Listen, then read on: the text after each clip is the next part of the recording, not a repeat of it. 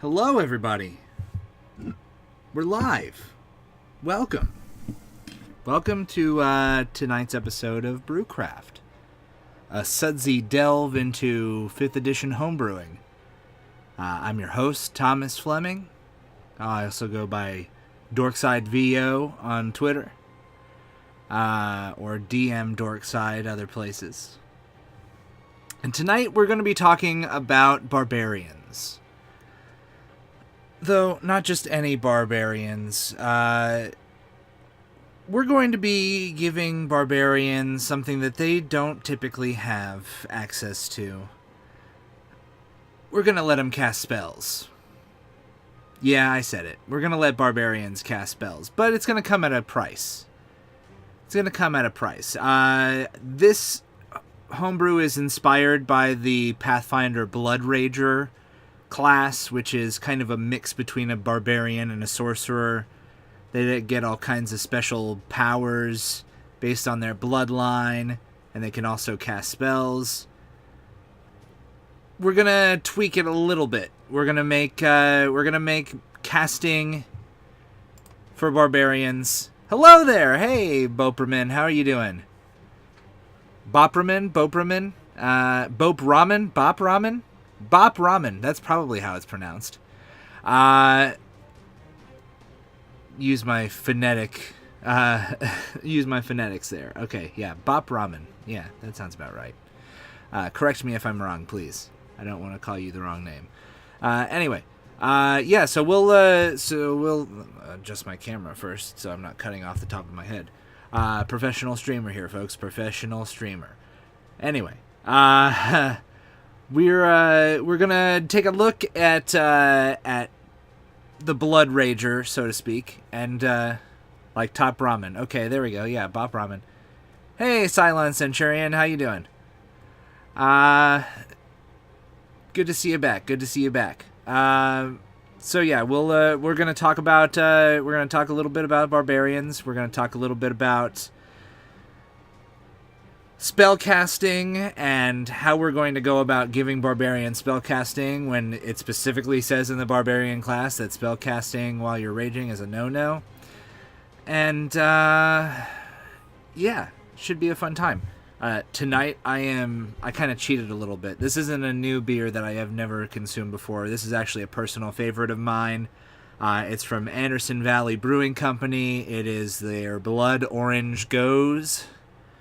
For those of you who don't know what a Goes is, it's kind of like it's a sour beer, basically. It's in the same category as some other sour beers. Basically, somebody, when they were fermenting beer, they added they didn't clean the materials properly, and they let some bacteria in that soured the beer. And they were like, let's sell it anyway. And that's how sour beers were born. So yeah, this is a tart, kind of citrusy flavored beer. It's good. I like it. Anywho, let me pull up my... Here we go. Let's pull up our home brewery and get started, shall we? So, my first thoughts on casting for a barbarian as a blood rager, kind of like a shandy, yeah, exactly, Bop Ramen, kind of like a shandy. So my first thoughts on casting for a barbarian are as follows, and it's something that I'm calling blood casting. So let's give them this blood casting little header here.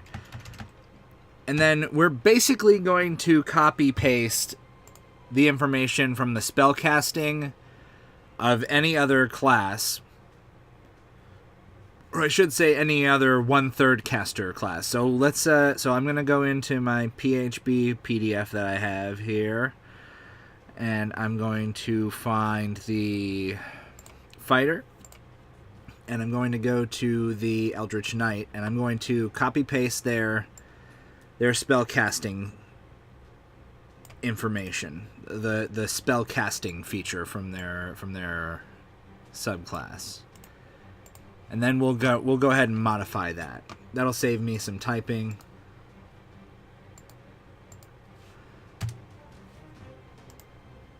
Paste. Woof, that's a lot of words, huh? All right, let's format it a little bit. Also, PDFs aren't exactly reliable as far as copy pasting the actual letters, so I'll have to go in and when you reach 3rd level, let's change some wording here. When you reach 3rd level,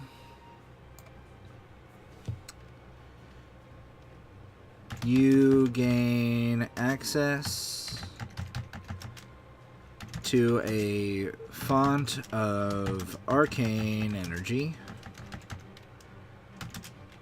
harnessed from your blood. Okay. Cantrips. Let's make that bold.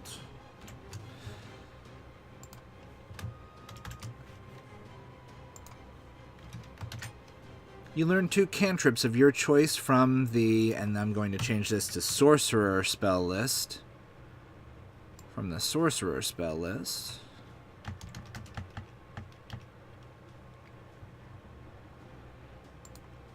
You learn an additional wizard an additional sorcerer cantrip. Sorcerer cantrip of your choice at 10th level. Simple, straightforward, easy. Okay. Spell slots. Fix the spelling because PDF copy pastes are unreliable. The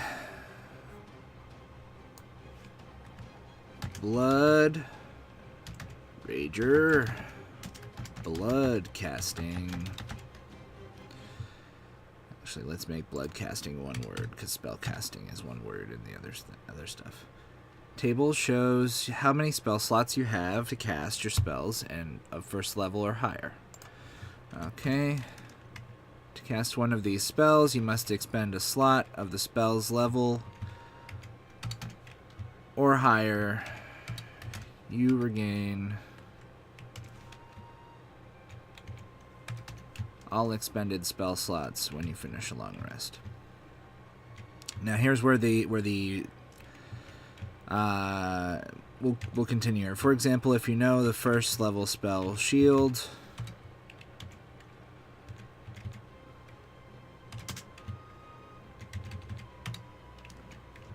nope, shield, and have a 1st level and a 2nd level spell slot available, you can cast shield with either. Okay.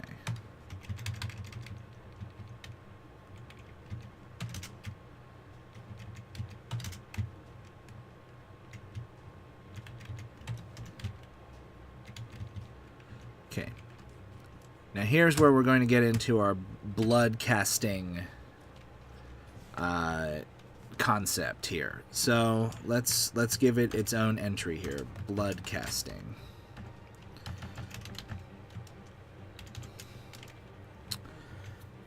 And actually, let's change this up here to spell casting, because spell casting is they're going to be able to cast spells when they're not raging, but when they're raging, they'll also have a way that they can cast spells.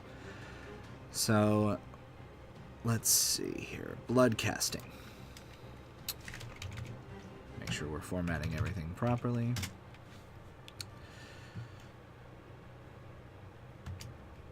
As a blood rager, you have the ability to perform a type of spell casting called blood casting. While you are raging,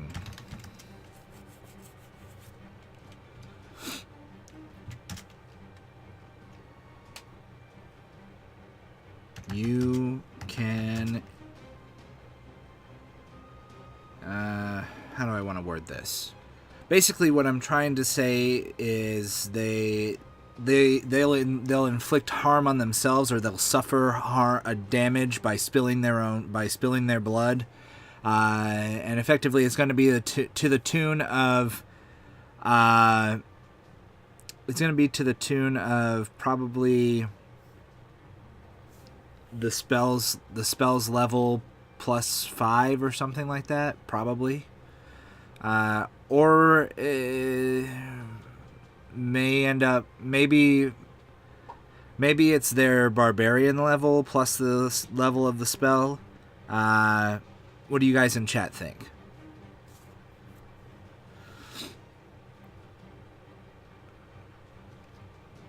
I'll keep typing while you guys think. While you are raging, you can inflict harm on yourself.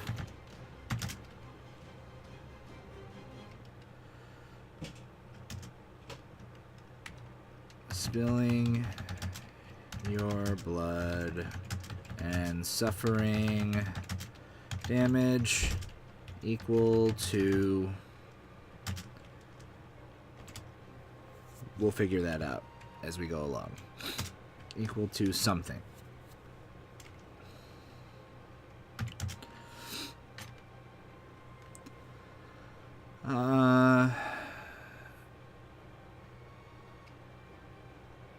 While you're raging, you inflict harm on yourself.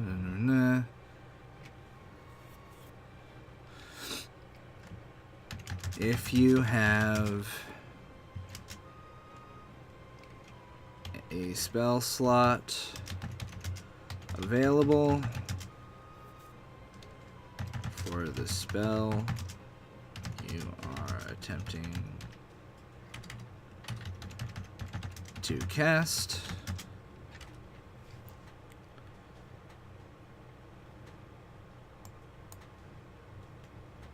half level plus modifiers. Yeah, maybe that's 2 times spell level. That makes the hit points a disposable resource for the caster.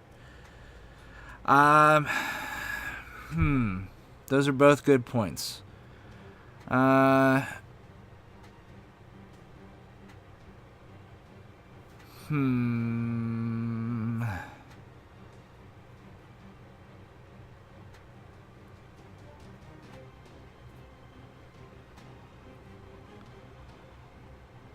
So, Bop Ramen, do you mean just a flat 2 times the spell level, or do you mean, how about a combination of both? Yeah, I'm thinking. I don't want to include include the modifier in there. I think that might be a bit much. Actually,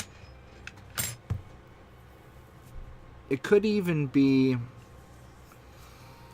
No, I want it to be a flat thing. I don't want it to be dependent on a die roll. I want it to be a flat thing, like the Matthew Mercer's Blood Hunter has the. I think they deal damage to themselves equal to their Blood Hunter level when they. Just flat, but it depends on how high they get. Yeah. Because they're only going to get a maximum of... They're only going to get a maximum of 5th level spells. No, not even 4th level spells. They're going to max out at 4th level spells because they're a 1/3 caster. And as a barbarian, you got a pool of hit points.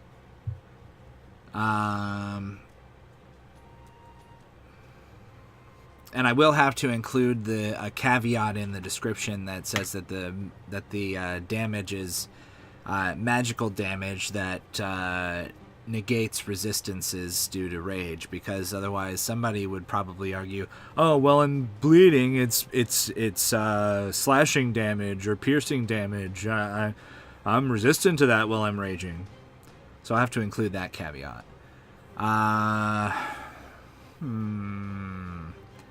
I think for now, what we'll do is we'll do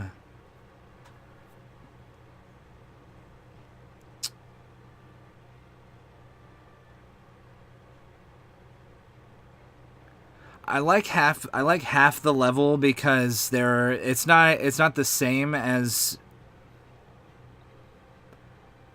give them the benefit of meta magic for more damage. That's a cool concept for a later feature, or maybe that'll be the actual like third level blood rager feature. Is they can deal more damage, kind of like amplifying the blood maledict for the blood hunter. So let's say, here, let me separate this stuff so that we're not getting confused at what we're typing. There we go. All right.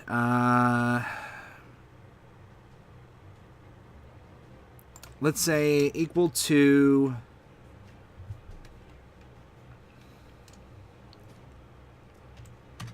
half your barbarian level.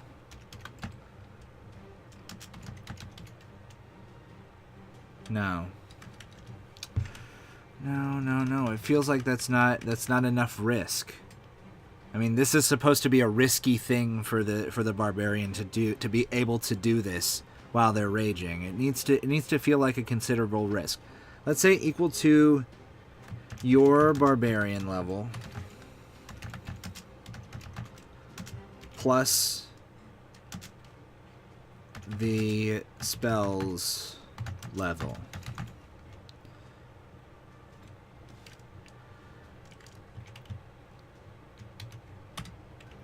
Your barbarian level plus the spell's level.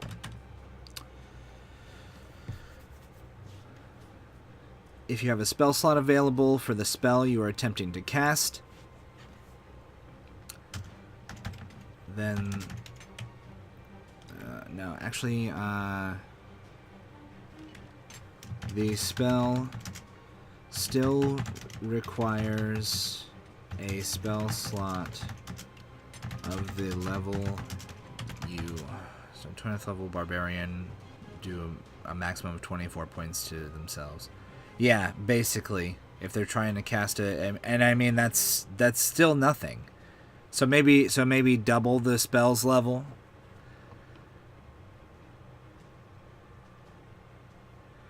Suffer damage equal to your barbarian level plus 2 times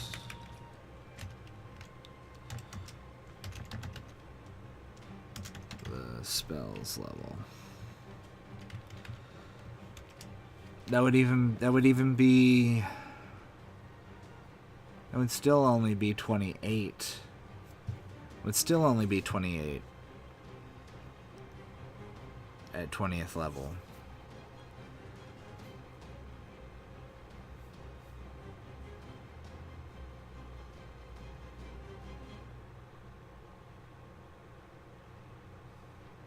I don't know. We'll have to ponder that some more. We'll come back to it though. I don't want to get stuck on it.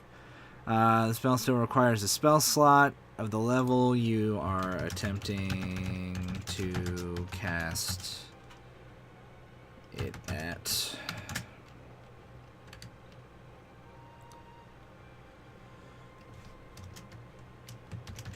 The damage dealt is magical and negates magical and negates the resistances gained from raging. Ignores. That's the word I was looking for. Ignores. Thank you. And ignores the resistances gained from raging. Okay. Now we'll fix this stuff so it's all nice and pretty. Spells known of first level or higher.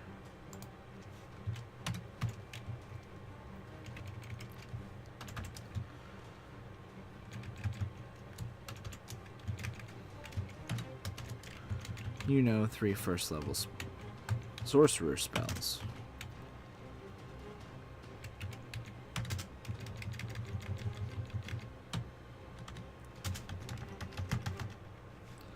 Of your choice. 2 of which you must... we're not going to worry about those stipulations. You know 3 first level sorcerer spells of your choice. Spells known column of the Blood Rager spellcasting table.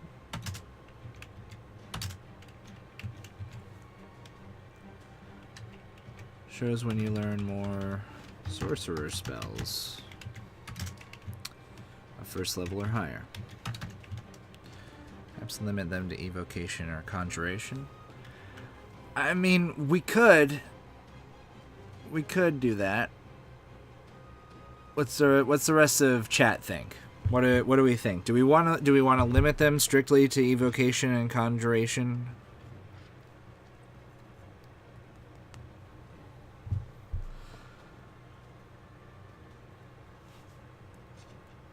Because I mean, we could. Let's take a look real quick at what spells sorcerers get.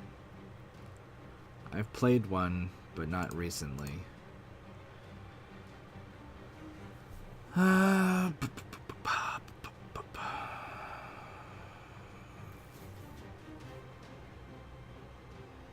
Burning Hands, Charm Person, Chromatic Orb, Color Spray, Comprehend Languages.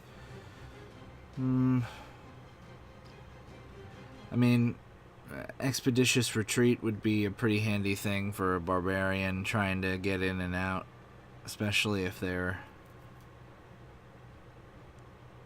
I mean, but why would you spend the hit points in order to do that? That just seems silly, unless you're casting it before. Berserking caster that is doing this in combat, they probably don't need Charm Person or Comprehend. Yeah, probably.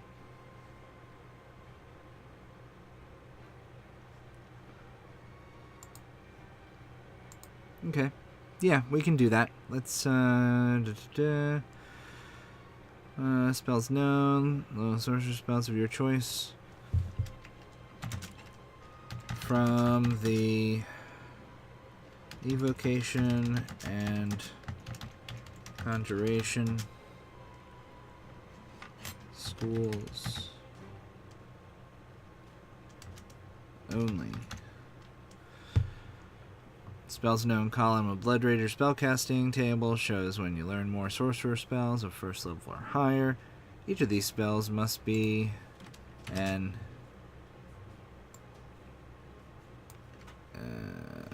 evocation or conjuration.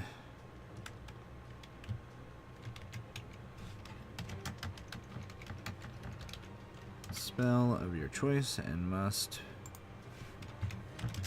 be of a level for which you have spell slots. For instance, when you reach 7th level in this class,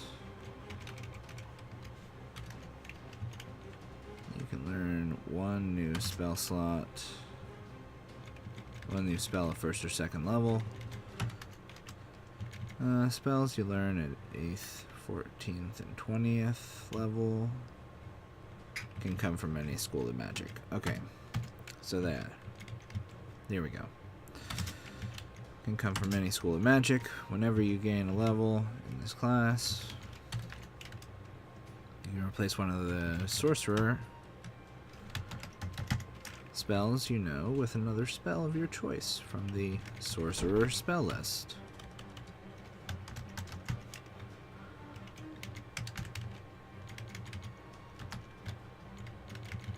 This is, believe it or not, this is saving me a lot of typing, even though it feels like I'm typing a lot. Just going in and replacing things. Sorcerer spell list. The new spell must be of a level for which you have a spell slot. For which you have spell slots.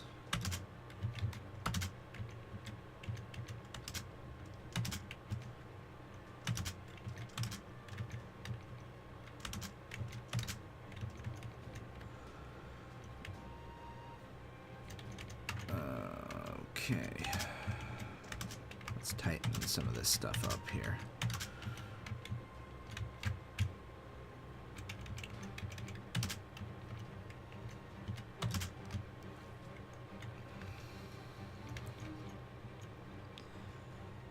Your spell must be a level for which you have spell slots. And it must be an evocation or conjuration spell.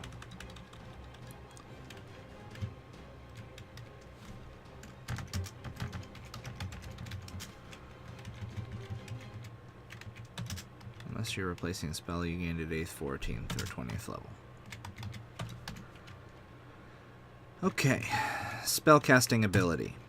Now this is going to be another, maybe a point of contention. I've always been intrigued by the fact that the Genasi race uses Constitution as the casting modifier for their racial spells that they get. And I was thinking that maybe this Blood Rager uses Constitution as their spellcasting. Yeah, it makes sense. It thematically makes sense. So we'll go in here and we're going to make our first ever Constitution caster for a class anyway. Constitution is your spellcasting ability for your sorcerer spells. Since you learn your spells through study and... Nope. Since your spells are innately found within your blood.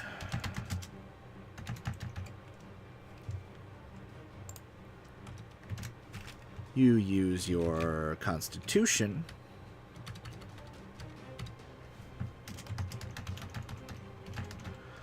whenever a spell refers to your spellcasting ability. In addition, you use your Constitution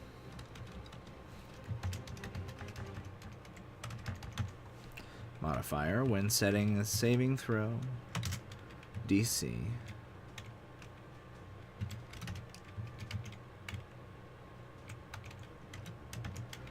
for a sorcerer spell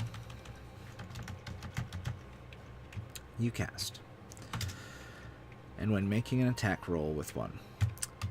Okay. Let's scroll down so that you guys can see. There we go. Okay.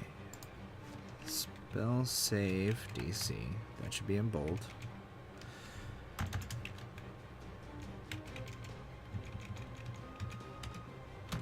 Equals 8 plus your proficiency modifier plus your Constitution modifier. Alright. And then we have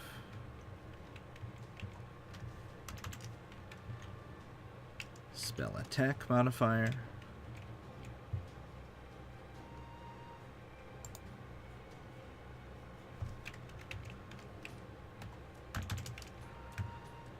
Equals your proficiency bonus plus... Woof, I can't see. There we go. Plus your Constitution modifier.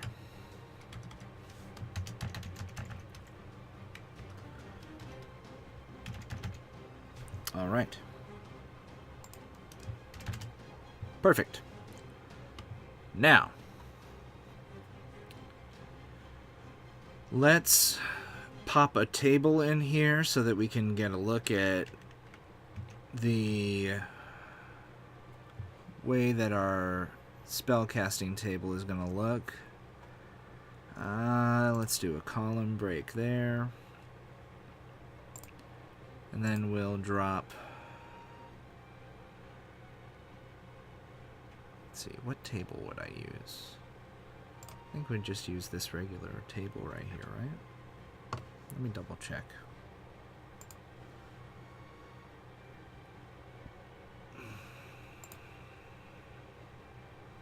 Yeah, it would just be one of those. Okay.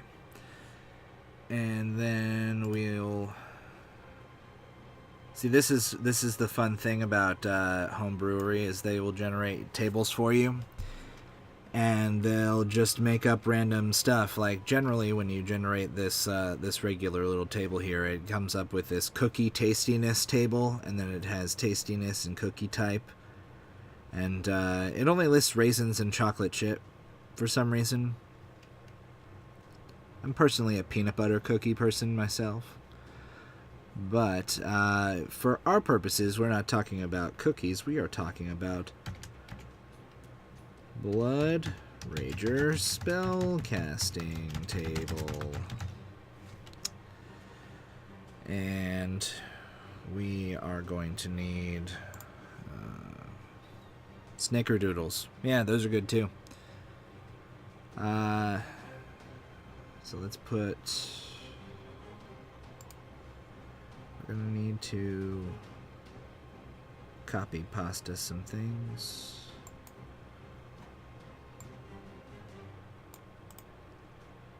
To make our table a little bit more presentable.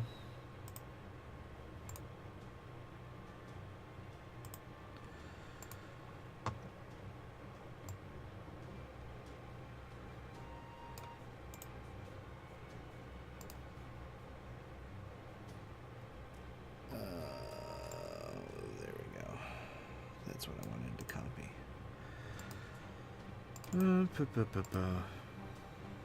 So how was everybody's Thanksgiving, by the way?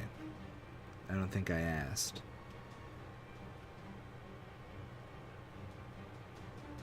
Mine was rough. I work in the restaurant industry as my daytime job. And yeah, Thanksgiving was a rough day for me at work.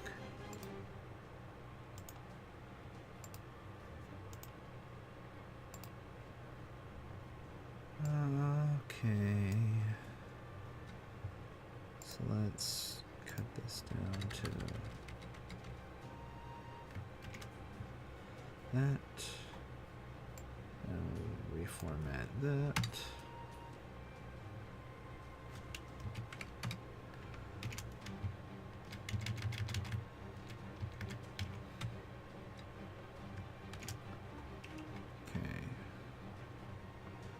We can get started reworking this. Good, no one died from your cooking? That's always good. That's always good. We don't like when people die from our cooking. So let's put barbarian level here.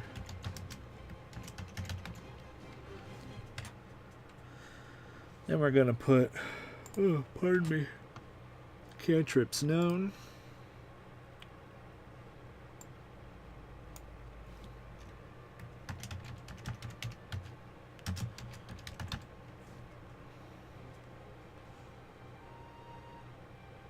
Then we're gonna put spells known.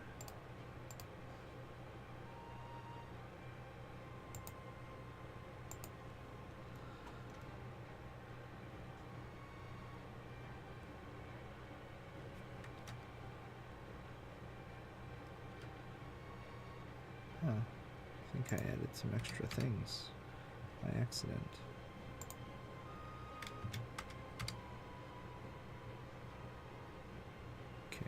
Then we're going to have spells known. Then we're going to have our spell levels. So that's going to be first, or slot levels, I should say. Slot levels first, second,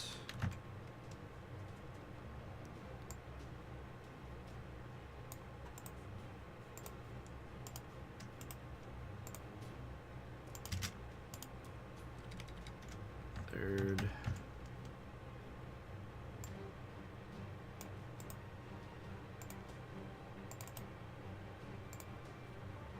oops,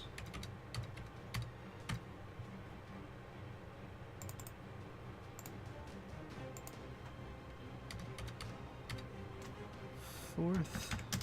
Okay, then we're going to need to add a couple more of these doodads. So let's see, 1, 2, 3, 4, 5, 6, 7 total things. So let's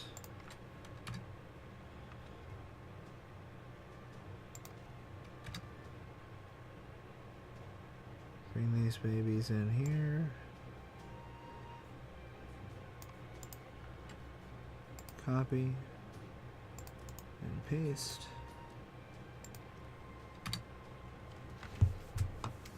Okay. And then we'll go and actually fill this stuff in. So, you know what? I'll take care of this spell casting table while when I take my mid-stream break. For now, let's move on to the actual meat of the subclass. Let's talk about our third level feature, which Bop Ramen kind of brought up the idea of allowing them to access meta magic, and I think that's a cool idea that we should touch on.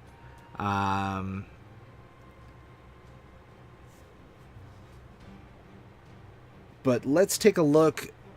What I like to do for this show is I like to take a look at what the actual like official things offer, and then kind of build our ideas around that. So let's look at the Berserker first.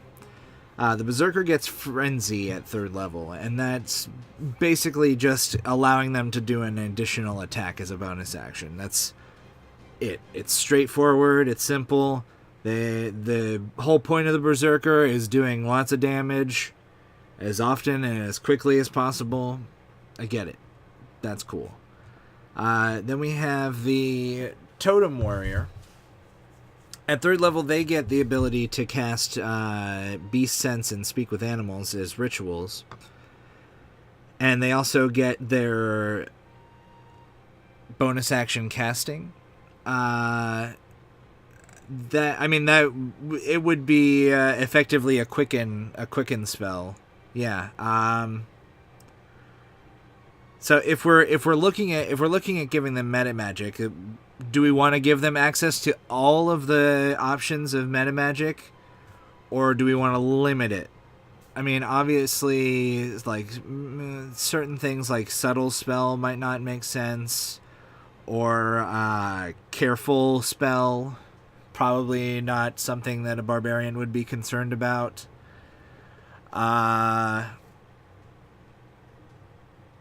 So do we want to give them a limited list of metamagics?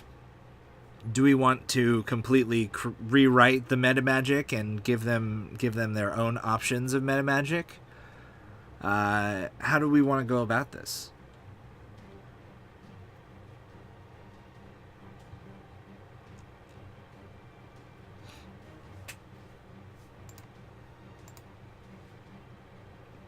Yeah, limited list of metamagics. I think that makes sense. Let's scroll back down here. All right. So, we'll start down here. We'll give ourselves a header. For now, give them a vocal-only version of Subtle Spell, two-handed weapon, waving caster, personal list of meta magic. Yeah, I think that's something important, probably for someone like a Blood Rager would probably be something to the effect of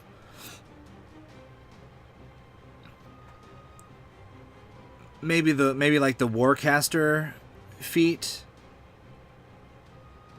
but like limited, like so that they can use their meta magic to allow them to cast spells while holding a two-handed weapon, sort of deal. That might be interesting. We've got obviously empowered spell is a huge thing that regular sorcerers get that we can include in that list of meta magics. Empowering spells make sense for a Blood Rager to do. We've got, what are the other meta magics?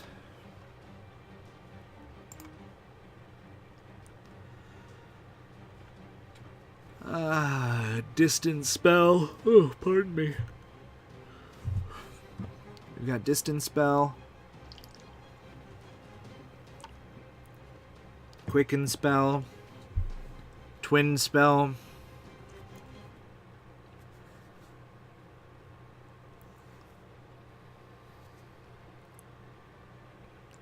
Yeah, I think that along the lines of using sorcery points, we look at the cost. Yeah, and they're only able to use meta magic while raging. Yeah, I think that's a good. That's good. All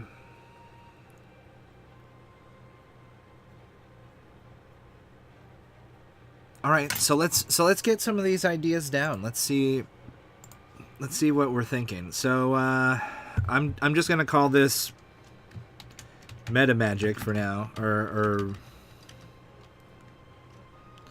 I don't know. We'll call it meta magic for now until we come up with a thematically appropriate thing for it.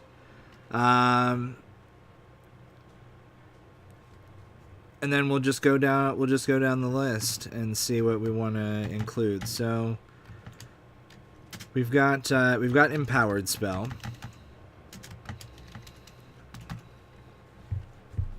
Shamanic focus. I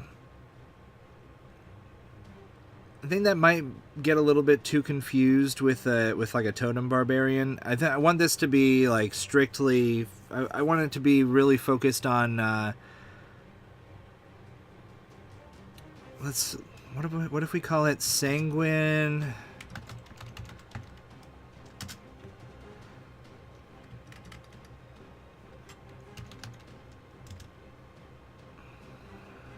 Something with blood. Sanguine something. I don't know. Empowered spell. We're definitely gonna include. We've got a vocal component only version of subtle spell. So what would we call that? Silent spell.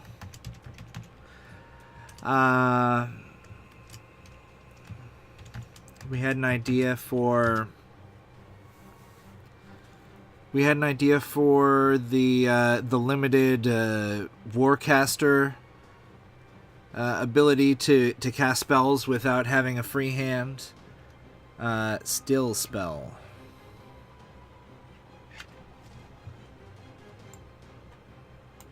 Okay.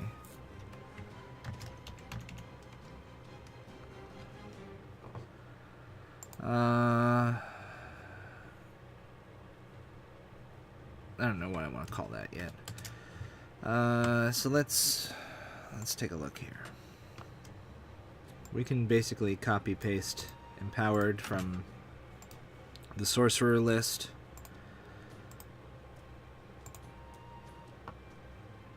When you roll damage for a spell, you can spend 1 sorcery point, except we're not using sorcery points.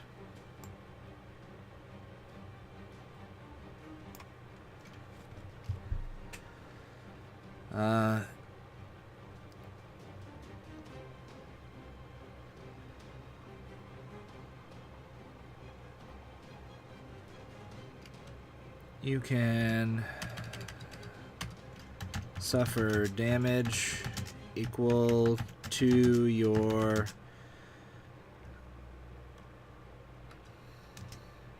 Constitution modifier.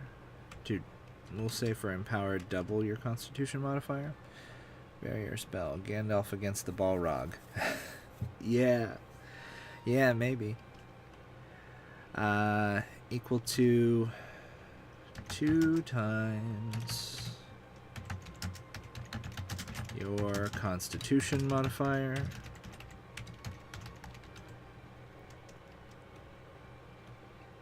I mean, actually, empowered spell only costs 1 sorcery point, so maybe it's just their Constitution modifier.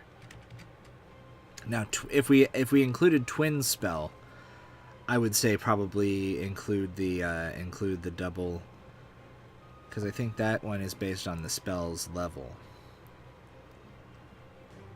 So I would actually say suffer damage equal to your Constitution modifier times the spell's level, probably.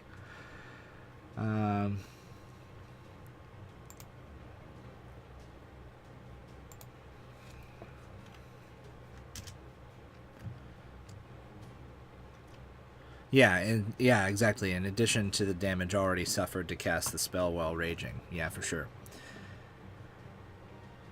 So let's sanguine. I don't know. We'll call it sanguine something.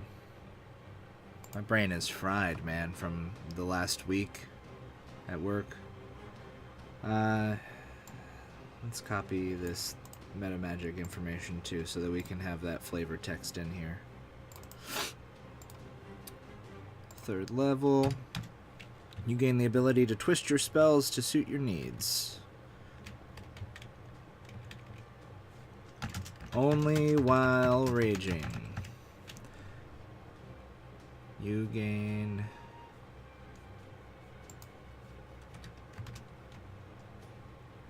2 of the following meta magic options of your choice. Sanguine Twisting. Sanguine... yeah, we'll call it Sanguine Twisting for now.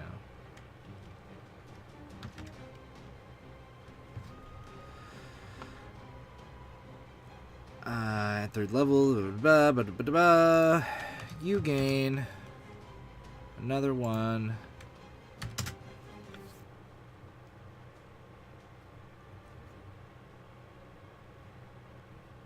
At 10th level and 17th level. You can use only one meta magic option on a spell when you cast it, unless otherwise noted.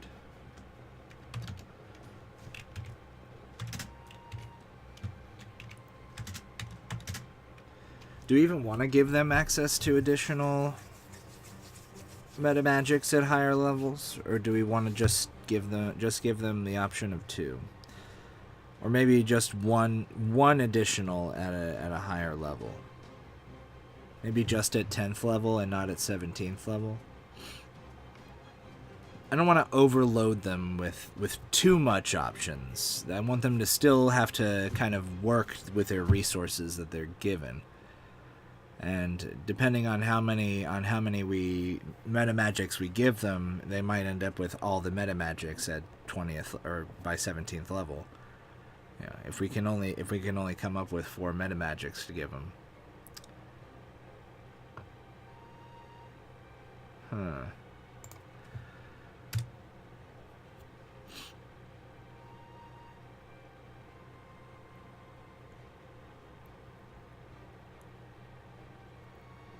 Okay. Yeah, I can dig that. So we'll do we want to give it to them earlier, make the subclass kind of a little bit more front heavy where they get it at 10th level, or do we want them to have to wait till a later level? Maybe 12th level? And then knock off 17th level. You gain another one at 12th level.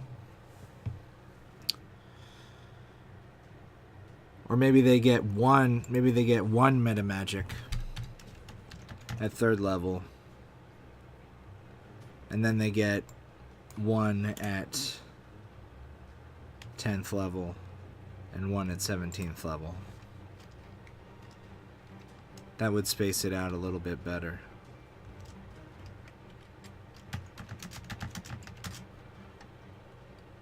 Maybe even far back as 15th. Yeah. Yeah,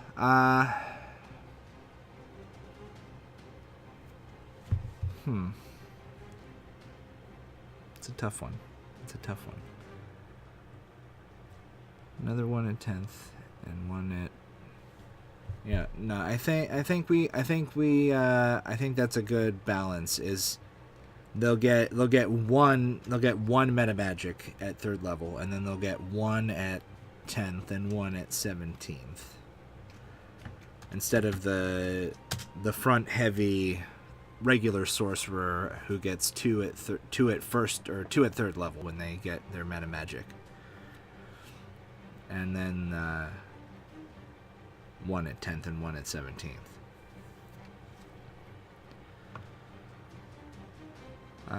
You can use only one meta magic option. Okay, yeah, that's perfect. Damage die. No. Up to your Constitution modifier.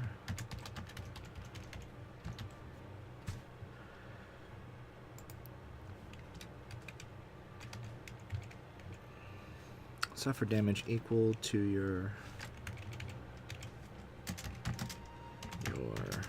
Constitution modifier.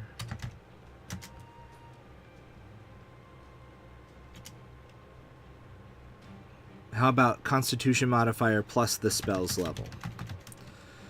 That would be the base damage for empowering a spell. Plus the spell's level. When you roll damage for a spell, you can suffer damage equal to your Constitution modifier plus the spell's level. To re-roll the number of damage dice up to your Constitution modifier, minimum of 1. You must use the new rolls. You can use empowered spell even if you have already used the different meta magic option.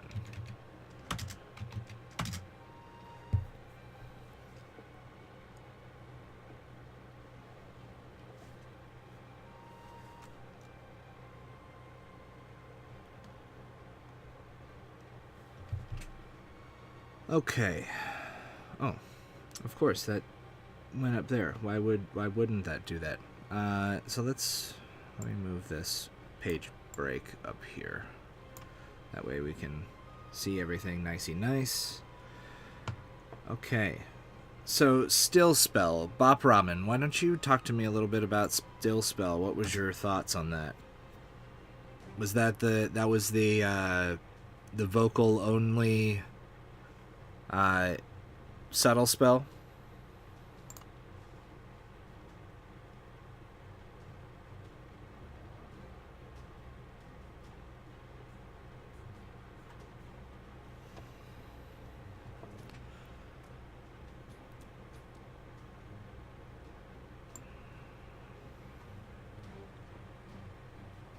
Oh, no, yeah, no somatic components. Right, duh. That's silly. And that would negate the need for... Yeah, that would negate the need for something's warcastery. Still spell. Okay, there we go. That makes sense. Okay. When you cast a spell, you can suffer damage equal to your Constitution modifier plus the spell's level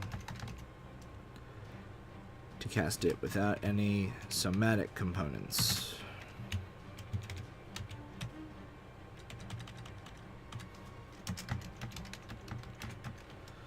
Okay. So you've got still spell. Let's take a look at our list here again. So we can give him quicken spell. We could give him twin spell. Twin spell would be the big one, because it's twin spell costs a sorcery point. A sorcery point per spell level. So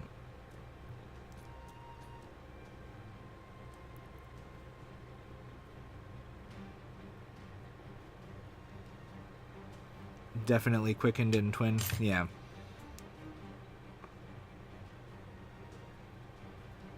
All right. So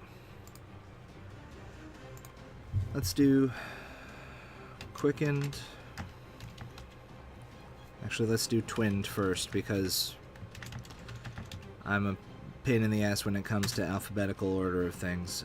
Twin spell.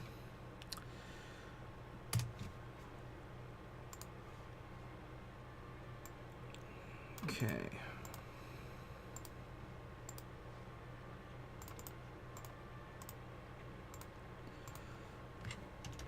Let's get these all the proper spacing. Okay. Ooh, excuse me. When you cast a spell that targets only one creature and doesn't have a range of self, you can suffer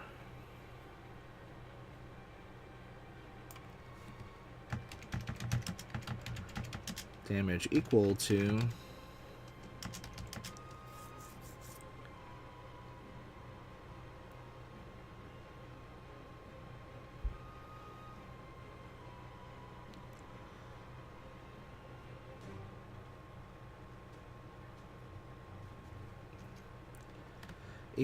your Constitution modifier.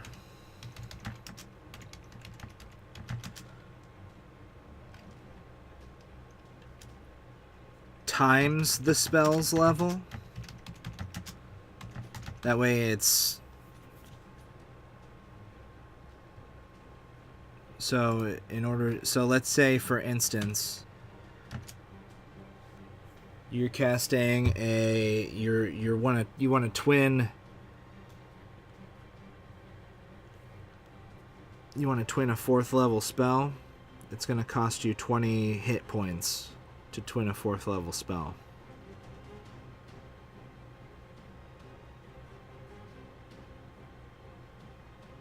On top of already suffering damage from the blood casting of it.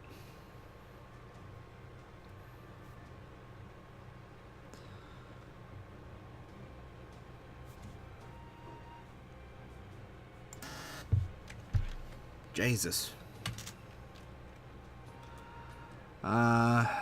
Target a second creature in range with the same spell.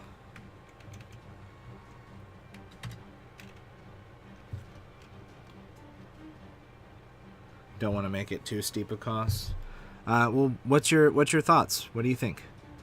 I'm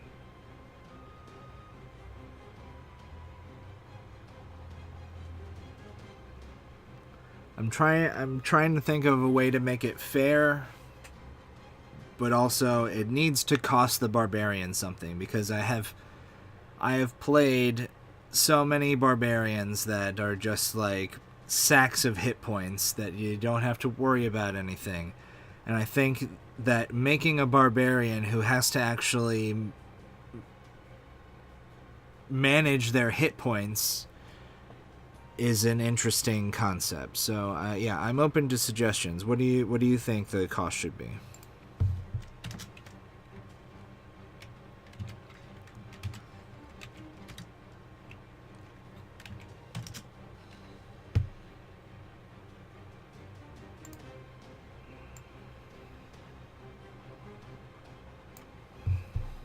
Treat.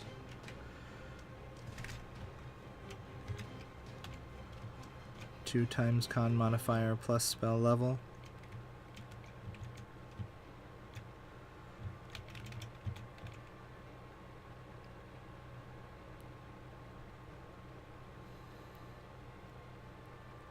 Maybe.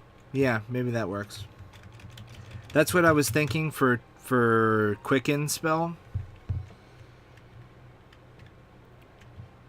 But we can do that for both of these, actually. That's fine, because Quickened and Twin Spell are big deals. So equal to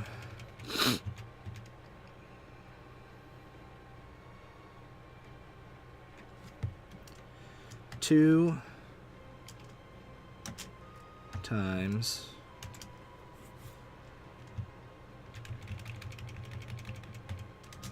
your Constitution modifier plus the spell's level.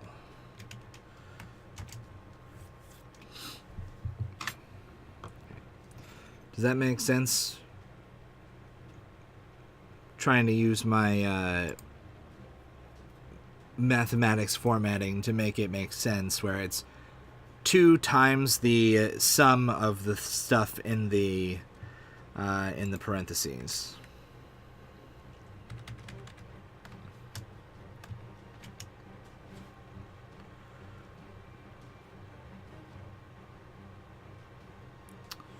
To target a second creature, treat cantrips as a first level spell. Okay. Then we want Quicken spell.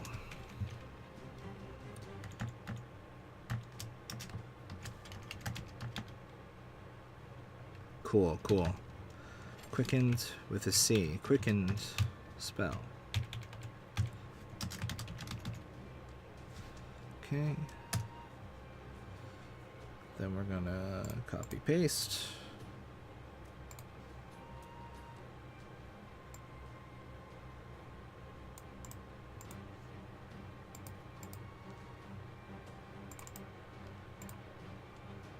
When you cast the spell that has a casting time of 1 action, you can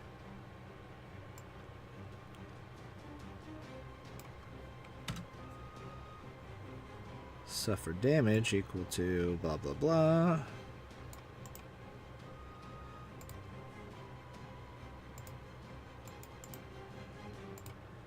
Suffer damage equal to 2 times your Constitution modifier plus the spell's level to change the casting time to 1 bonus action for this casting.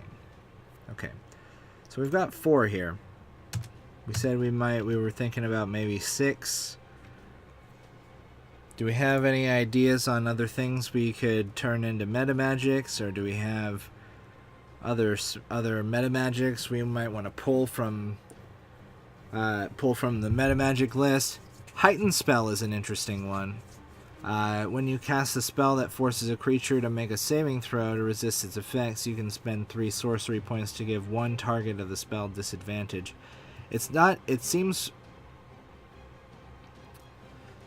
seems pretty weak for the steep cost of 3 sorcery points.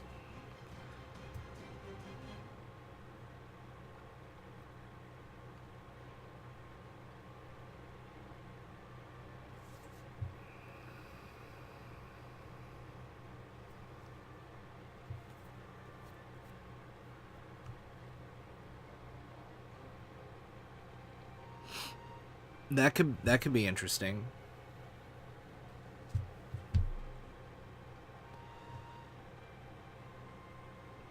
Or maybe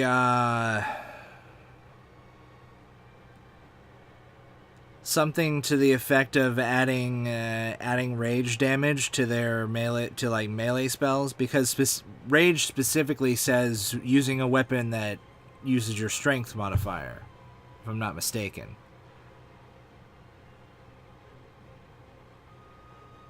Class features.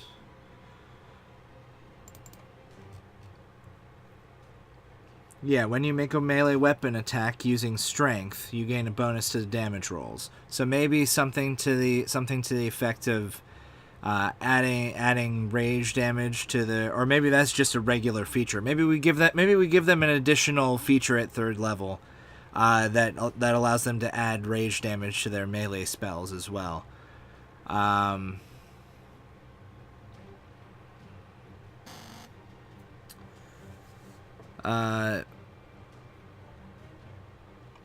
Yeah, I think maybe we give that to, maybe we're already taking a lot from them. We're trying to take hit points from them, which is their big driving, one of their big driving ideas is, I'm a barbarian, I should be a giant sack of hit points. We're kind of pulling the rug out from under them, allowing them to cast spells. So I think maybe that would be a cool thing to give them as an additional 3rd level thing, kind of similar to the totem barbarian gets the casting speak with animals and beast sense as a ritual, and also gets their totem attunement thing. So maybe that's something we give them that's not a meta magic. But let's see. Let's see.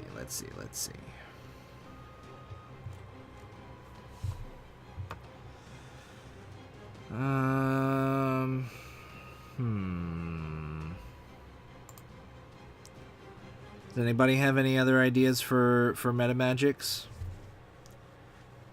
If not, I'll probably just plug in our, because I'm getting pretty close to a break time.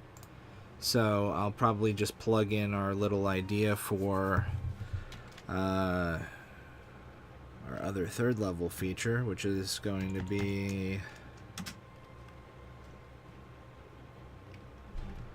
Arcane Rage. We'll call it, whatever. Also at third level,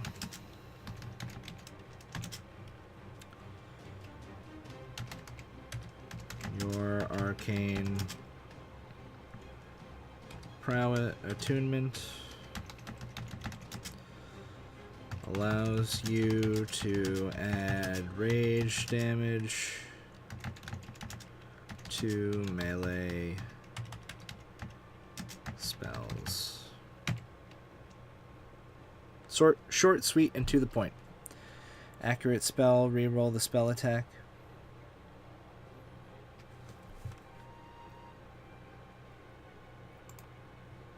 Okay. We can do that. Let's drop that in there. Accurate spell.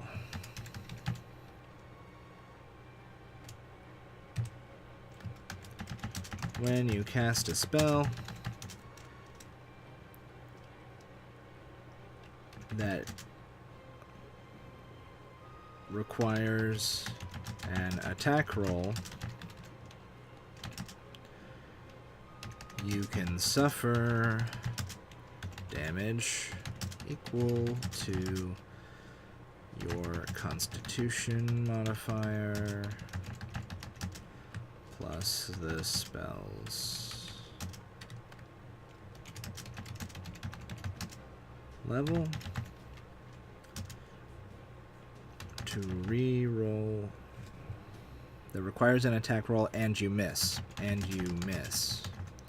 You can suffer damage equal to your and I think this will be another one that we'll do 2 times.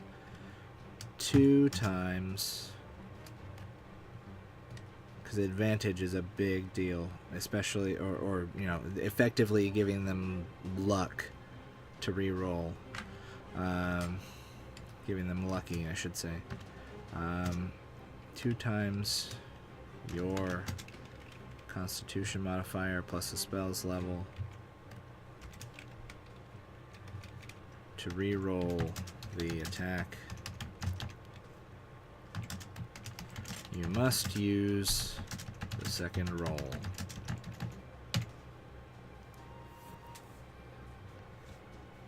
That sound fair? Sound about right? Sound about what you were looking for, Bob Brahman?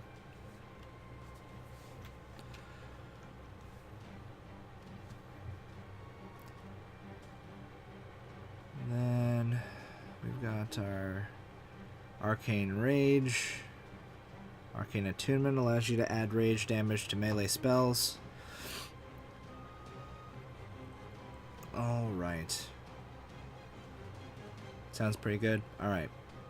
So what I'm going to do is I'm going to go grab a refill. And when I come back, we'll see if we can figure out another meta magic to add to the list. And then we'll work on the... What levels do barbarians get class features at? Or primal path features, I should say. 6th, 10th, and 14th. So we have 3 more things to come up with.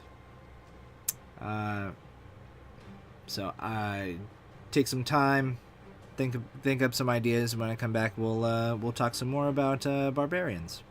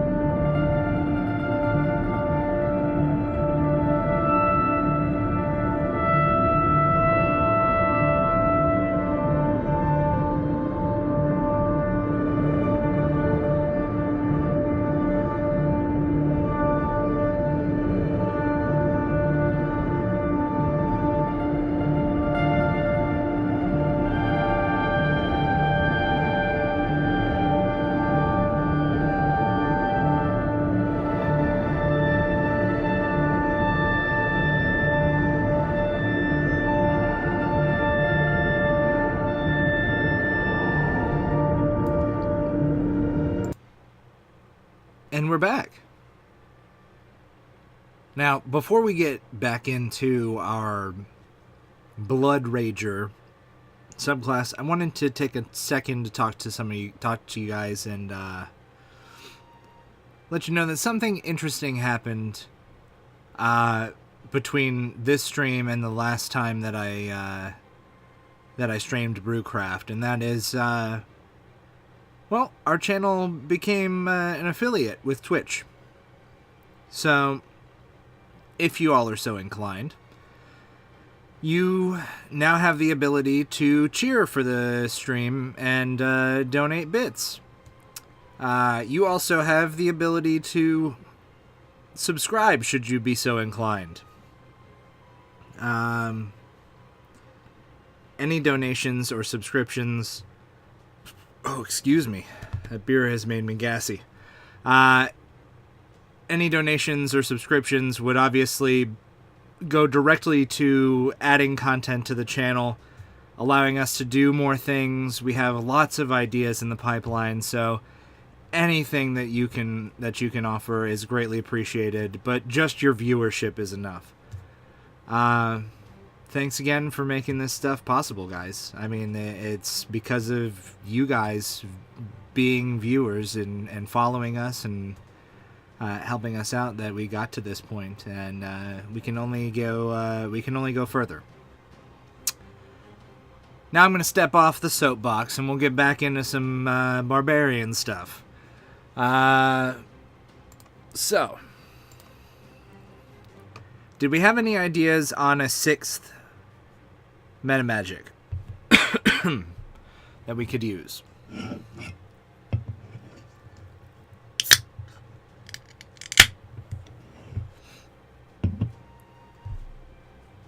And if not, I'm going to take a look here at the actual list of stuff that the Blood Rager gets in Pathfinder. Because I get a lot of stuff that's similar.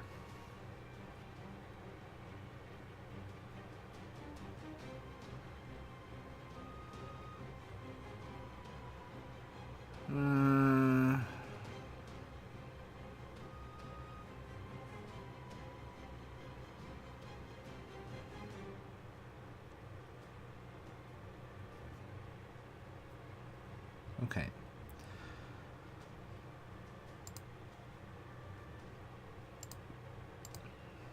So let's take a look at our 6th level features that barbarians get. And I'm going to open up Xanathar's guide as well, and we'll take a look at some of those barbarians as well. So, 6th level Berserker Barbarian gets Mindless Rage. Beginning at 6th level, you can't be charmed or frightened while raging. If you are charmed or frightened when you enter your rage, the effect is suspended for the duration of the rage.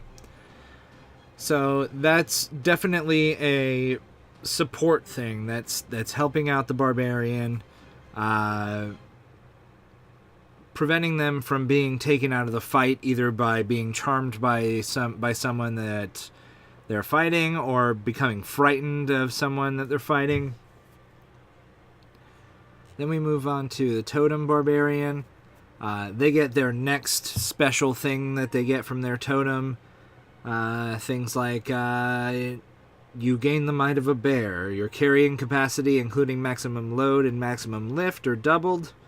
And you have advantage on strength checks made to push, pull, lift, or break objects.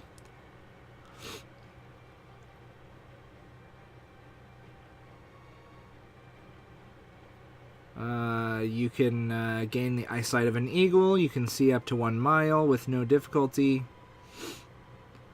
So a lot of these are what I would call exploration features. They make exploration more interesting. The exploration pillar, so to speak, more interesting for the player. So let's take a look at Xanathar's and see what those barbarians get.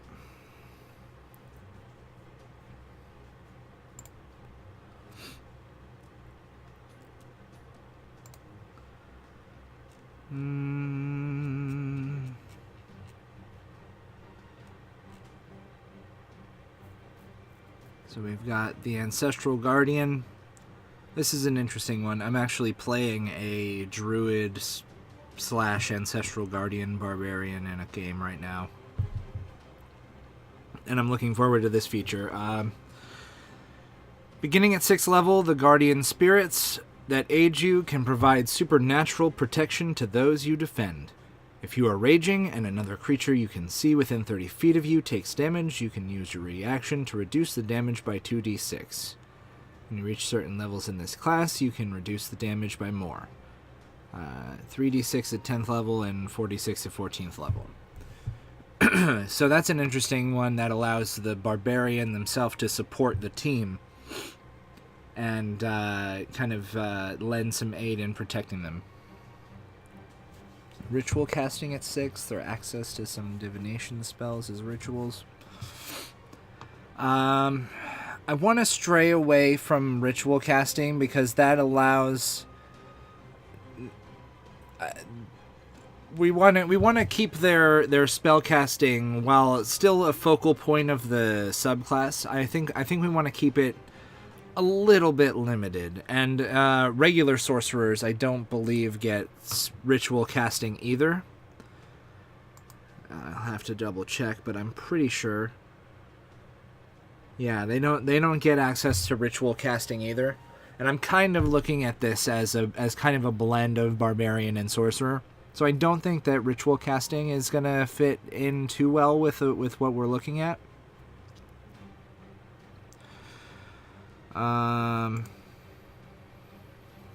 Let's go back here.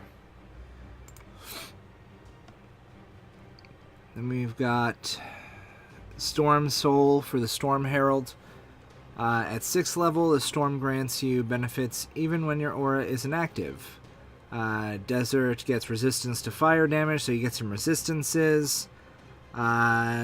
Sea gets resistance to lightning damage, and you can breathe underwater.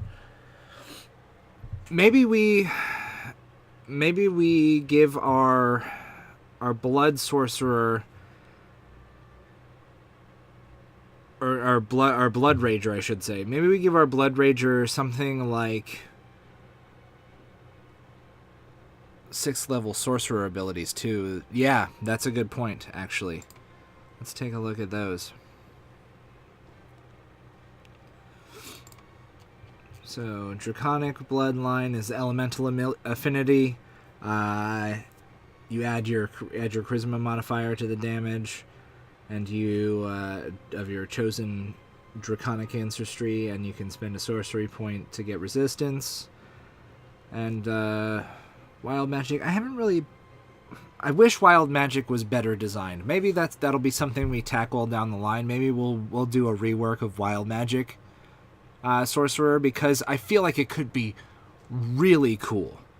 But the way that it's designed right now is just kind of meh.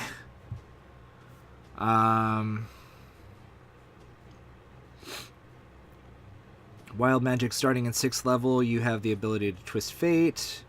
When another creature you can see makes an attack roll, an ability check, or saving throw, you can use your reaction to spend 2 sorcery points to roll a d4 and then apply the number rolled as bonus or penalty.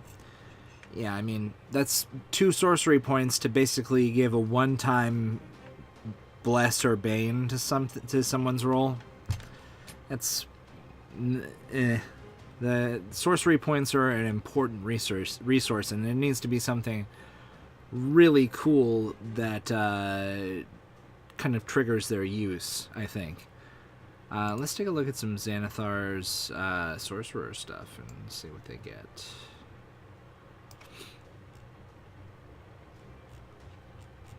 Monk, Paladin, Ranger, Rogue, Sorcerer. Okay. Divine Soul, 6th level. Empowered Healing. Starting at 6th level, the divine energy coursing through you can empower healing spells. When you or an ally within 5 feet of you rolls dice to determine the number of hit points the spell restores, you can spend 1 sorcery point and re-roll any number of those dice once, provided you aren't incapacitated. That's pretty cool. Shadow magic, they get the Hound of Ill Omen, right? Yeah. 6th level, you get a Hound. All kinds of cool things. Storm Sorcerer, Heart of the Storm. Gain resistance to lightning and thunder damage. Yeah, so I'm kind of seeing a trend, and I'm thinking that maybe this would be an interesting thing. Is because their magic is tied, the Blood Rager's magic is tied so closely to their life force, their blood. Maybe that gives them some sort of, protections from death. Maybe they get resistance to necrotic damage. Maybe they get resistance to necrotic damage while raging, I should say. Maybe they while raging they have, or I want to say self-healing. Yeah, maybe. I don't see that starts to get a little iffy, because then that kind of negates the sacrifice of your hit points, because it's like, oh, well, I'll just heal myself on my next turn. That might get a little iffy. But I think that we've done some damage, so to speak, as far as taking their maximum hit points and effectively reducing them, because they're gonna want to cast spells while raging. That's gonna happen. But I think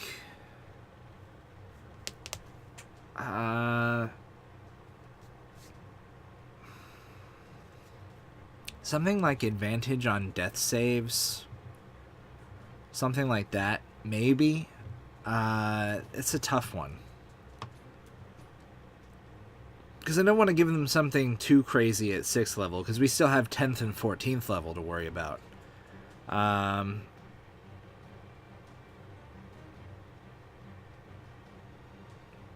Yeah, this has become a tough cookie to crack, for sure.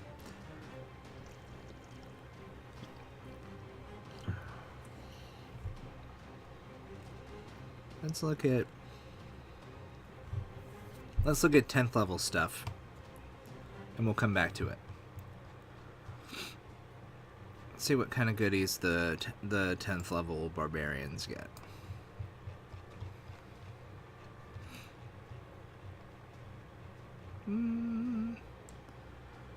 Group empowering damage spells. I think we're on the right track.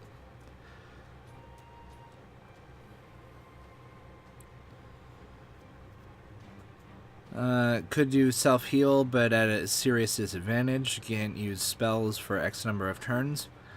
Maybe. That might be a way to negotiate healing where it's not a zero-sum game, so to speak.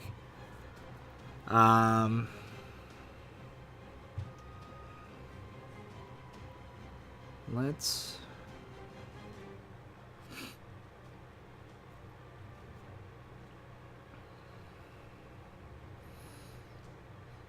How do you mean, Bop Ramen? You want to elaborate a little bit?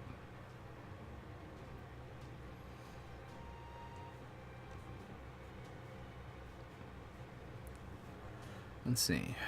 10th level spirit or ancestral guardians. They get spells. They get augury and clairvoyance. 10th level Storm Herald. Learn to use your mastery to protect others. Each creature of your choice has the damage resistance you gain from Storm Soul feature while the creature is in your aura.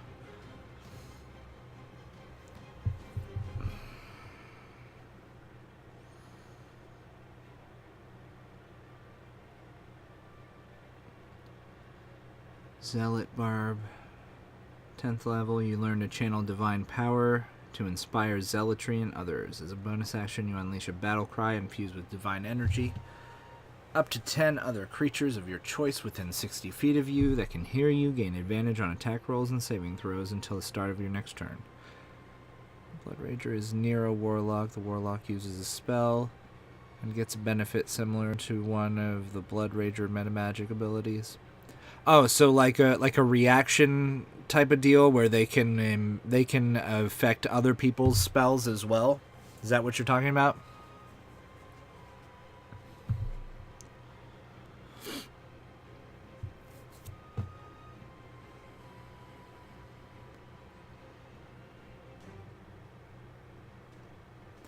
I kind of like that. That's pretty cool. Let's take a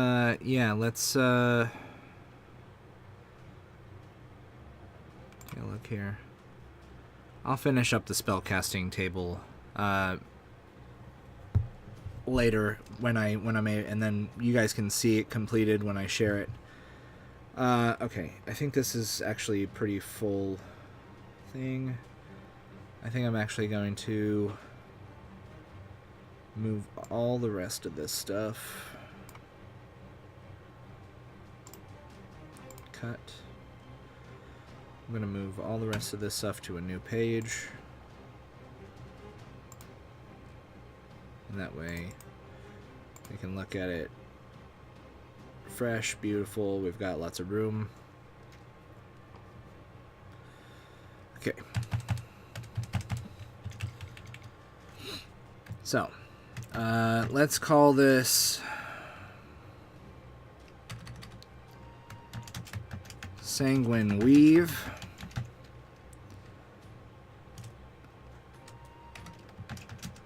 At 6th level, you gain the ability to twist the spells of others and not just your own.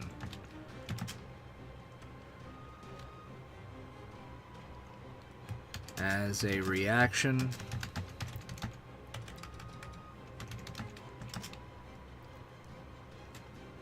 when a creature, because who knows, maybe it's not an ally. When a creature within, let's say 30 feet. Do we want it to be 30 feet or do we want it to be 10 feet? I think maybe closer the better.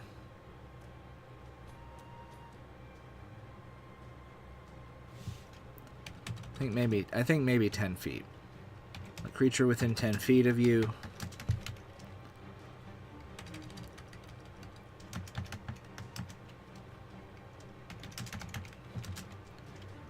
casts a spell within 10 feet of you that you can split the difference to 15. Yeah, maybe. I don't really see a lot of 15-foot range for things, but I'm flexible. Yeah, 15 feet's fine. When a creature within 15 feet of you and these are important things, that you can see and hear, casts a spell. No, actually, sorry. We need to move as a reaction, because that's in the wrong place. When a creature within 15 feet of you that you can see and hear casts a spell that meets the parameters of one of your sanguine twisting metamagics, you can use your reaction to suffer the same damage you would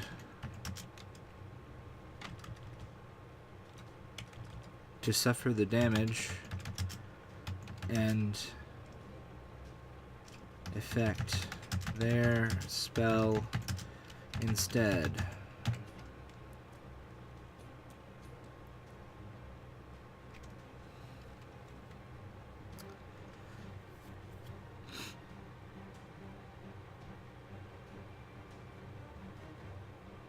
How does that sound? At 6th level, you gain the ability to twist the spells of others and not just your own. When a creature within 15 feet of you that you can see and hear casts a spell that meets the parameters of one of your sanguine twisting metamagics, you can use your reaction to suffer the damage and affect their spell instead.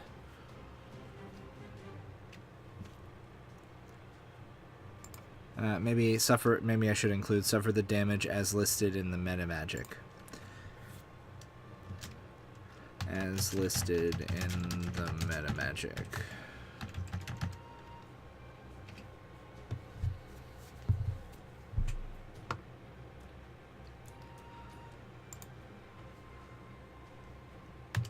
Okay. That's good. I think that's good. Okay.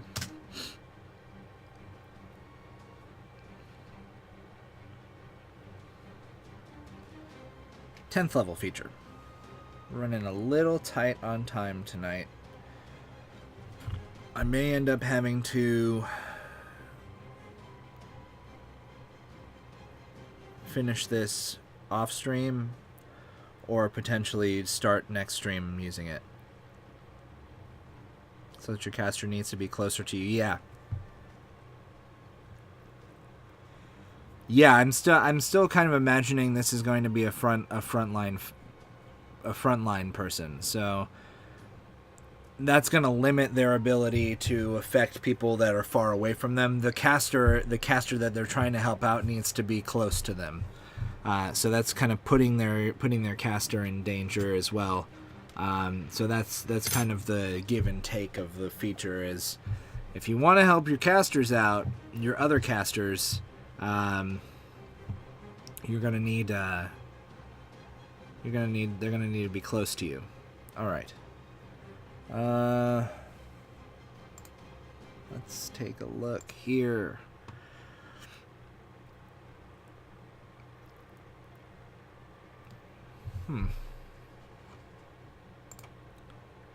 So does anybody have any thoughts on a potential 10th level feature? Because I'm kind of at a loss. I thought this was going to be a little bit easier than it's turning out to be. It's kind of got me stuck a little bit. Not gonna lie. I feel like the Herald, the College of the Herald's Bard that I did last episode, kind of flowed a little better. It came out easier. This one I'm kind of struggling with, I think. And I read over the Blood Rager for Pathfinder, and it's pretty similar to the Barbarian, with the exception of the main Blood Rager things. And I thought maybe I could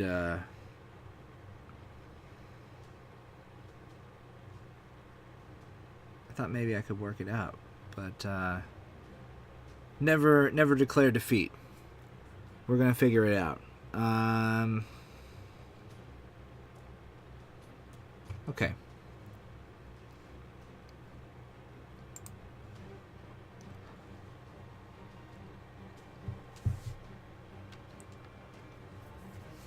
So now that we're at 10th level, maybe we do.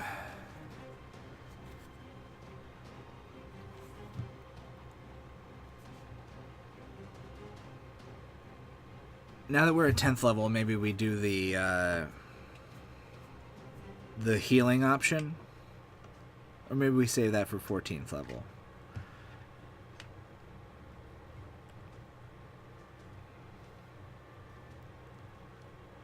Or what if we made the healing option not for the Blood Rager, but instead for its allies? What if the Blood Rager use their blood magic to heal other people? I have not. That would be an interesting. Pardon my fidgeting. I'm thinking with my hands. That would be an interesting thing. I don't think there's any barbarians that I've ever seen that as subclasses that provide healing. So that might be something. It's a thought.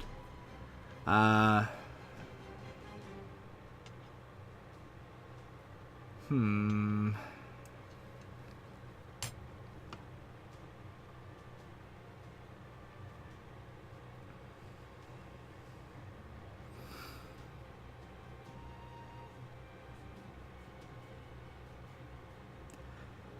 Or here, how about this? The spilling of the blood of others allows them to heal people.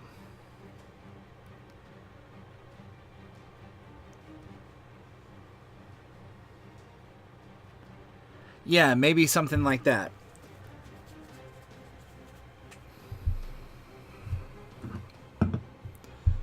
So let's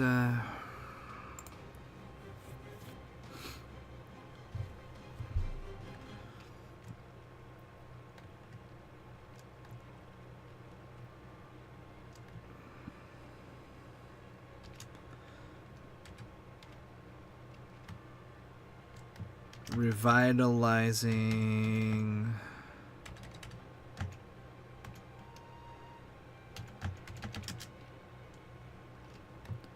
bloodcast.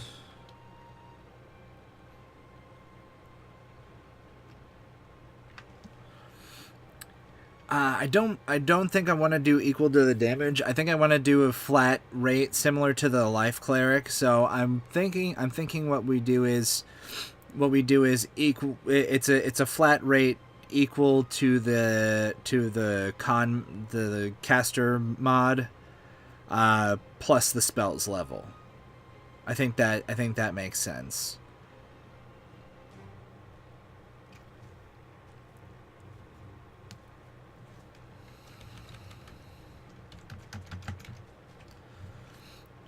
We'll just call that revitalizing bloodcast for now, until we figure out a nicer way of wording that. Yeah, and that way you know what you're healing people. You know you're gonna heal people for that amount. So let's say at 10th level, your connection to life forces is extended beyond your own body.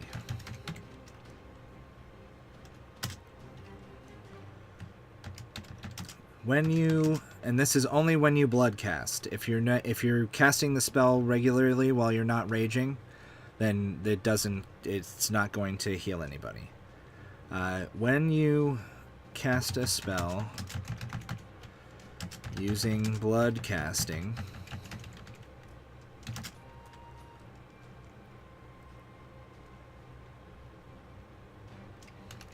you can use... Do we want it to be a bonus action or the reaction?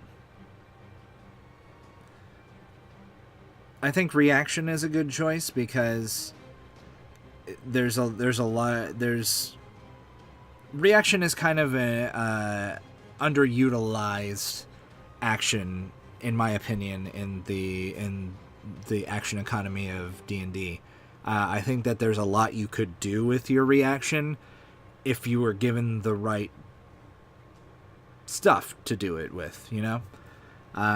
So I think we say you can use your reaction. It's still going to cost you something on top of it's going to cost you your reaction, so you're not going to be able to make an opportunity attack, let's say. If you're within melee range with something and you get a chance to make an opportunity attack, you're not going to get to make that opportunity attack, but you're going to be healing your ally instead. I think that's cool. I think that's a good use of it.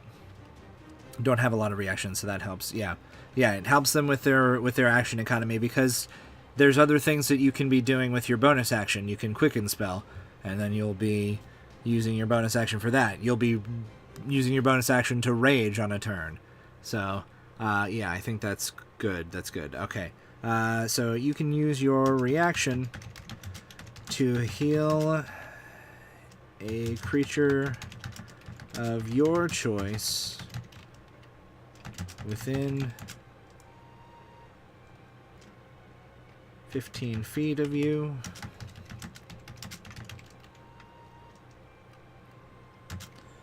for a number of hit points equal to, what did I say, your Constitution modifier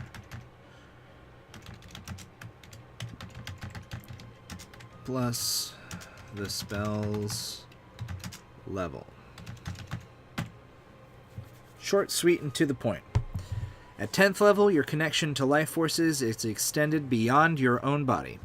When you cast a spell using blood casting, you can use your reaction to heal a creature of your choice within 15 feet of you for a number of hit points equal to your Constitution modifier plus the spell's level.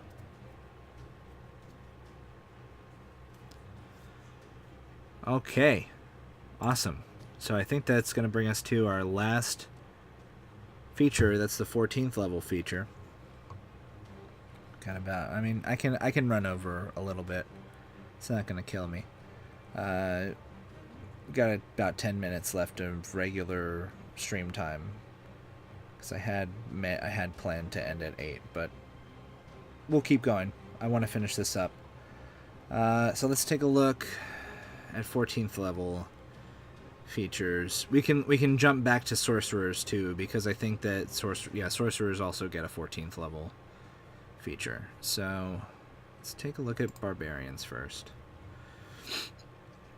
Totem gets their special thing with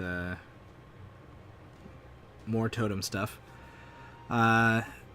Berserker, starting at 14th level, when you take damage from a creature that's within 5 feet of you, you can use your reaction to make a melee weapon attack against a creature. So that's the retaliation thing. That's pretty cool. Relevant for a Berserker. Let's take a look at Xanathar's guide real quick. Ancestral Guardian, Vengeful Ancestors. At 14th level, your ancestral spirits grow powerful enough to retaliate. So this is another retaliating thing. When you use your spirit shield to reduce the damage of an attack, the attacker takes an amount of force damage equal to the damage that your spirit shield prevents.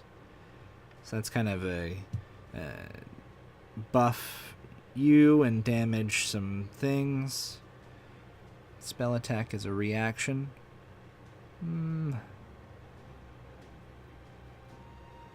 Do you mean something like with the Warcaster feat, where it allows you to make a spell attack as an attack of opportunity?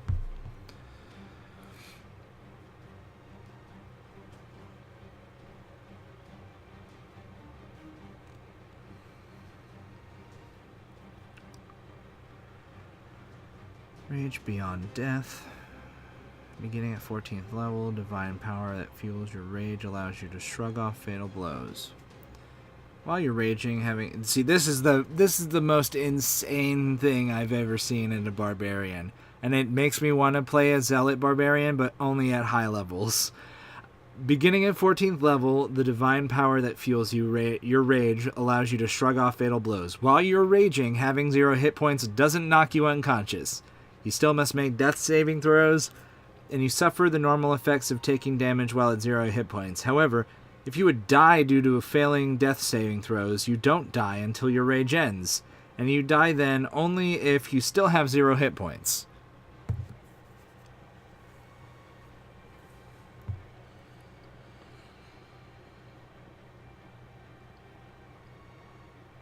Yeah, it seems something like that. Seems like most of the other barbarians get some sort of damage dealing reaction.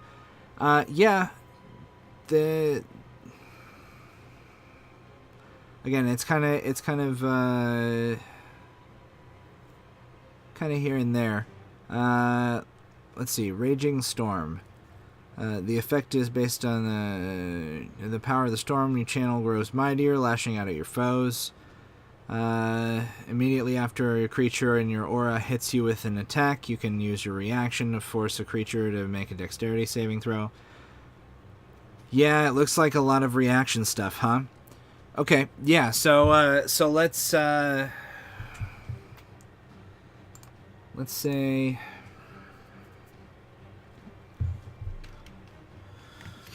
reactive.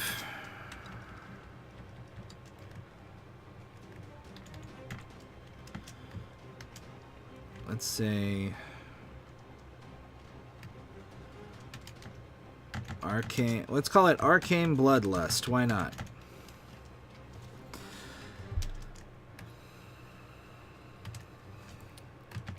At 14th level, able to use enemies' hit points to power a spell or meta magic. That's that would be pretty cool, huh?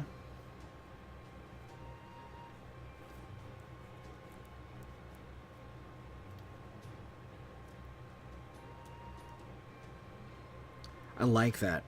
I like that a lot. Using the enemy's hit points in order to power the spell or meta magic. Yeah. At 14th level, you gain access to more powerful blood magics.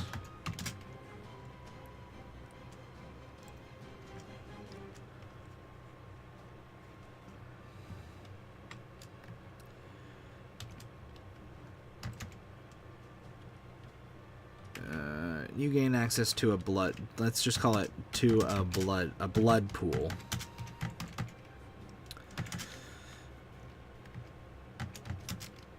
As you deal damage to creatures,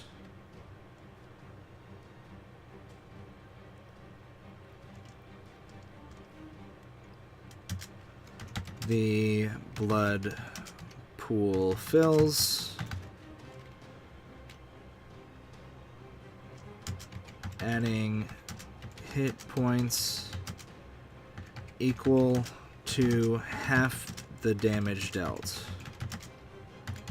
We don't want to fill up their blood pool too much or too fast. So I think filling the blood pool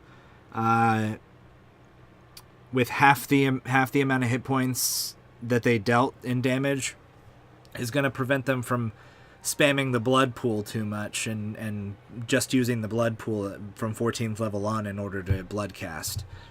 So as you deal damage to creatures, the blood pool fills, adding hit points equal to half the damage dealt. You can expend hit points from your blood pool in order to cast. I should probably scroll so that you guys can see. There we go. That's better. Actually, I'm gonna pop a little page break in there so you guys can see that better. There we go. You can expend hit points from your blood pool in order to cast spells and use what do we call it? Sanguine Twisting.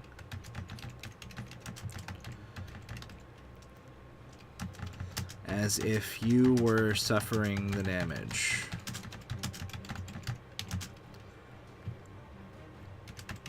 The amount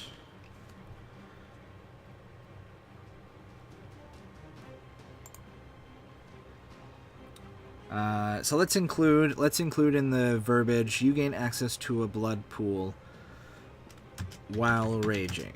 While raging, you gain access to a blood pool. While raging, you gain access to a blood pool. As you deal damage to creatures, the blood pool fills.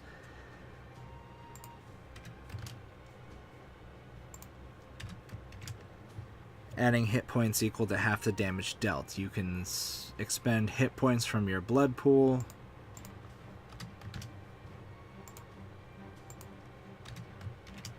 in order to cast spells and use Sanguine Twisting as if you were suffering the damage.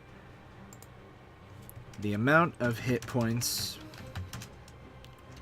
in your blood pool. I'll put this on the next line. There we go. In your blood pool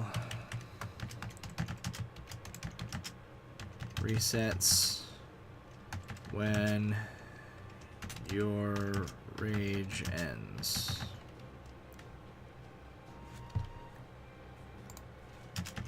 resets to 0 when your rage ends.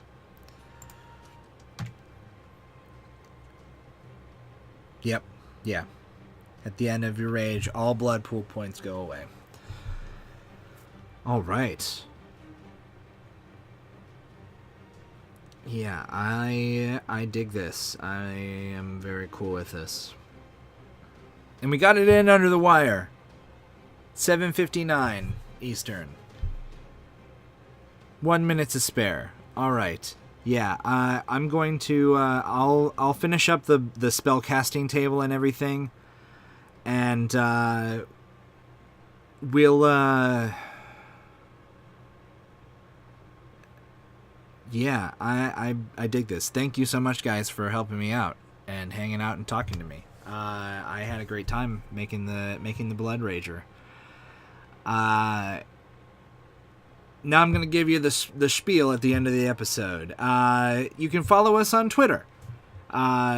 Just follow us at RollCallRP. That's at RollCallRP. Don't spell it RollCallRP. That's somebody else who hasn't been on Twitter since September of like 2014 or something. I don't really know. So yeah, you can follow us at RollCallRP. You can find us on YouTube. If you scroll down below the stream, you'll find a link to our YouTube. You can subscribe to our YouTube and find VODs on there. You can join our Discord. We've got a community linked down below where we'll be working on developing a bigger community-wide thing, including some community-designed content. We'll be creating an archive of all the things that I've created on this show so that you guys can have access to that stuff whenever you want. We've got a lot of discussion of other things in the pipeline, and we need people to join our community and give us their input. So yeah, join our Discord and hang out with us and talk to us and have fun.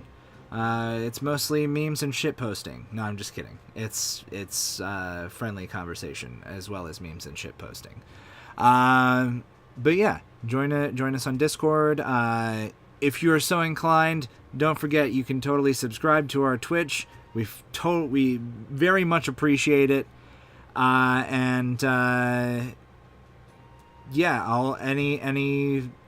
any donations that we gain through this are going to just go to expanding this channel and creating more content for you guys to enjoy. That's going to do it for me for Brewcraft. I hope you guys had fun and enjoyed the show. And yeah, I'll see you next time. And in the meantime, enjoy some craft and brews. I don't know. I'm working on the outro. We'll figure it out.